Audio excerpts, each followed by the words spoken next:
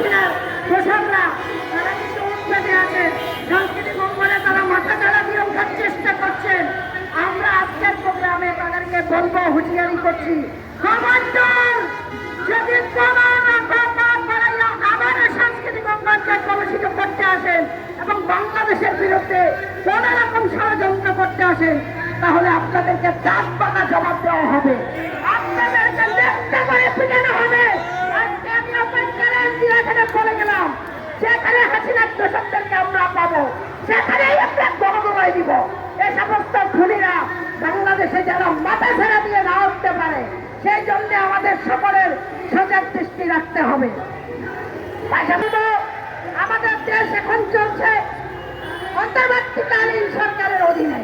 যারা এখন আমার আওয়ামী লীগ যারা পুনর্বাসিত হওয়ার চেষ্টা করছে এবং যারা আমাদের দলে হলেও, জাতীয়তাবাদী দলে হলেও আমি বলবো, যদি কেউ আওয়ামী লীগকে পুনর্বাসিত করার চেষ্টা করে তাহলে কিন্তু আমাদের দলকে আমরা ছাড়বো না। দলের যারা পথে পুনর্বাসন করার চেষ্টা করবে তাদেরকেও আমরা প্রতিহত করার চেষ্টা করব। যেহেতু আমরা শহীদ প্রেসিডেন্ট জিয়াউর রহমান আদর্শের রাজনীতি করি, দেশনেত্রী বেগম খালেদা জিয়া আদর্শের নেত্রীর রাজনীতি করি, জনাব তারেক রহমানের রাজনীতি করি ওনার আদর্শে। সুতরাং আমরা যাব দলের আদর্শ নীতি মেনে রাজনীতি করা এবং খুনি আওয়ামী লীগের কোন দোষর যেন বাংলাদেশে কোন রকম মাথাচাড়া দিয়ে না উঠতে পারে, সেই দিকে আমাদের সজাগ দৃষ্টি রাখা। তারপরে আমরা বলবো যে গত 3 দিন আগে আপনারা দেখেছেন আমেরিকাতে যে ন্যাক্কারজনক ঘটনা ঘটিয়েছেন, সেই আওয়ামী লীগ কুলাঙ্গার বাহিনী খুনি লীগ তারা সেইখানেও বাংলাদেশের সম্মান নষ্ট করেছে। আমরা তাদেরকে বলবো, আমাদের বাংলাদেশের যারা ওখানে অবস্থান করছেন, জাতীয়তাবাদী দলের প্রতিটা সৈনিক যারা বিদেশের মাটিতে আছেন, আমেরিকাতে আছেন, তারা এদের ধরে ধরে আপনারা আইনের আওতায় নিয়ে আসুন এবং তাদেরকে শাস্তির আওতায় নিয়ে আসুন, যেন তারা এইভাবে বাংলাদেশের সম্মান আর ক্ষুণ্ণ না করতে পারে এবং তারা যেন সতর্ক হয়ে যায়।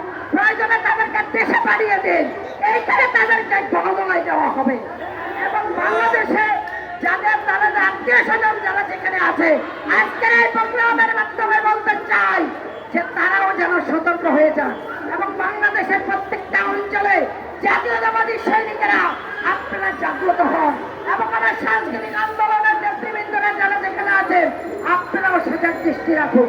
তাদেরকে যেখানে পাবেন সেখানে গণদোলায় দিয়ে পুলিশে সোপর্দ করবে, এটা হলো আমার বক্তব্য।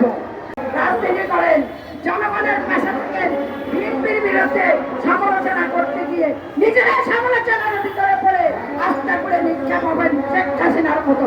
যদি আবারও হাসিনার মতো আপনারা হাসিনার সাথে আস্থা মিলাতে যান, তাহলে ক্ষতি আপনাদেরই হবে, দেশের ক্ষতি হবে।